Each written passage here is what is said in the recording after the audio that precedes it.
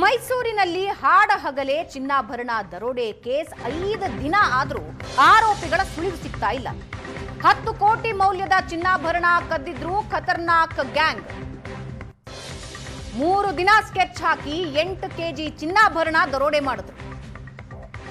3 ದಿನ ಹುಣಸೂರಿನಲ್ಲೇ ವಾಸ್ತವ್ಯ ಹೂಡಿದ್ರು ಖದೀಮರು. ಪ್ರಶಾಂತ್, ಆರ್ಯ, ಮುರಳಿ ಲಾಡ್ಜ್ನಲ್ಲಿ ಖದೀಮರು ವಾಸ್ತವ್ಯ ಹೂಡಿದ್ರು. ಯಾವ ಸಮಯದಲ್ಲಿ ಗ್ರಾಹಕರು ಕಡಿಮೆ ಇರ್ತಾರೆ, ಚಿನ್ನ ಕದ್ದು ಯಾವ ದಾರಿಯಲ್ಲಿ ಎಸ್ಕೇಪ್ ಆಗಬಹುದು, ಸಂಪೂರ್ಣ ಪ್ಲಾನಿಂಗ್ ಲಾಡ್ಜ್ನಲ್ಲೇ ಕೂತು ಮಾಡಿದ್ರು. ಸಂಪೂರ್ಣ ಸ್ಕೆಚ್ ಮಾಡಿದ್ದು ಲಾಡ್ಜ್ನಲ್ಲಿ ಕೂತು. ದರೋಡೆಯ ದಿನದ ಸಿಸಿಟಿವಿ ವಿಜುವಲ್ ನೀವು ನೋಡ್ತಾ ಇದ್ದೀರಿ. ಬಂದೂಕುಗಳನ್ನು ತೋರಿಸಿ, ಪಿಸ್ತೂಲ್ಗಳನ್ನು ತೋರಿಸಿ ಭಯಪಡಿಸಿ, ಗ್ರಾಹಕರನ್ನ, ಅಲ್ಲಿನ ಸಿಬ್ಬಂದಿಯನ್ನ ಭಯಪಡಿಸಿ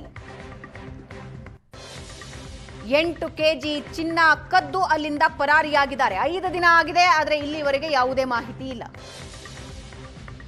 ಲಾಡ್ಜ್ನಲ್ಲಿ ಕೂತು ಪೂರ್ತಿ ಸ್ಕೆಚ್ ಮಾಡ್ಕೊಂಡಿದ್ದಾರೆ, ಪೂರ್ತಿ ಪ್ಲಾನಿಂಗ್ ಮಾಡ್ಕೊಂಡಿದ್ದಾರೆ. ಆಭರಣ ಮಳಿಗೆ ಸುತ್ತಮುತ್ತ ಓಡಾಡಿ ಯಾವ ಸಂದರ್ಭದಲ್ಲಿ ಜನ ಕಮ್ಮಿ ಇರ್ತಾರೆ, ಯಾವಾಗ ಒಳಗೆ ನುಗ್ಗಬಹುದು ಪ್ಲಾನ್ ಮಾಡ್ಕೊಂಡಿದ್ದಾರೆ. 5 ದಿನ ಆದರೂ ಆರೋಪಿಗಳ ಸುಳಿವು ಸಿಗ್ತಾ ಇಲ್ಲ. 10 ಕೋಟಿ ಮೌಲ್ಯದ ಚಿನ್ನಾಭರಣ ಕದ್ದಿದ್ರು ಖತರ್ನಾಕ್ ಗ್ಯಾಂಗ್. 3 ದಿನ ಸ್ಕೆಚ್ ಹಾಕಿ 8 ಕೆಜಿ ಚಿನ್ನಾಭರಣ ದರೋಡೆ ಮಾಡಿದ್ರು. 3 ದಿನ ಹುಣಸೂರಿನಲ್ಲೇ ವಾಸ್ತವ್ಯ ಹೂಡಿದ್ರು ಖದೀಮರು. ಪ್ರಶಾಂತ್, ಆರ್ಯ, ಮುರಳಿ ಲಾಡ್ಜ್ನಲ್ಲಿ ಖದೀಮರು ವಾಸ್ತವ್ಯ ಹೂಡಿದ್ರು. ಯಾವ ಸಮಯದಲ್ಲಿ ಗ್ರಾಹಕರು ಕಡಿಮೆ ಇರ್ತಾರೆ, ಚಿನ್ನ ಕದ್ದು ಯಾವ ದಾರಿಯಲ್ಲಿ ಎಸ್ಕೇಪ್ ಆಗಬಹುದು, ಸಂಪೂರ್ಣ ಪ್ಲಾನಿಂಗ್ ಲಾಡ್ಜ್ನಲ್ಲೇ ಕೂತು ಮಾಡಿದ್ರು. ಸಂಪೂರ್ಣ ಸ್ಕೆಚ್ ಮಾಡಿದ್ದು ಲಾಡ್ಜ್ನಲ್ಲಿ ಕೂತು. ದರೋಡೆಯ ದಿನದ ಸಿಸಿಟಿವಿ ವಿಜುವಲ್ ನೀವು ನೋಡ್ತಾ ಇದ್ದೀರಿ.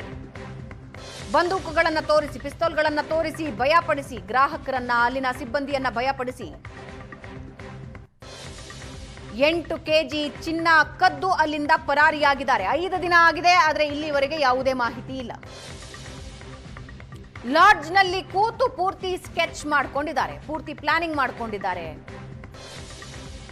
ಆಭರಣ ಮಳಿಗೆ ಸುತ್ತಮುತ್ತ ಓಡಾಡಿ ಯಾವ ಸಂದರ್ಭದಲ್ಲಿ ಜನ ಕಮ್ಮಿ ಇರ್ತಾರೆ, ಯಾವಾಗ ಒಳಗೆ ನುಗ್ಗಬಹುದು ಪ್ಲಾನ್ ಮಾಡ್ಕೊಂಡಿದ್ದಾರೆ.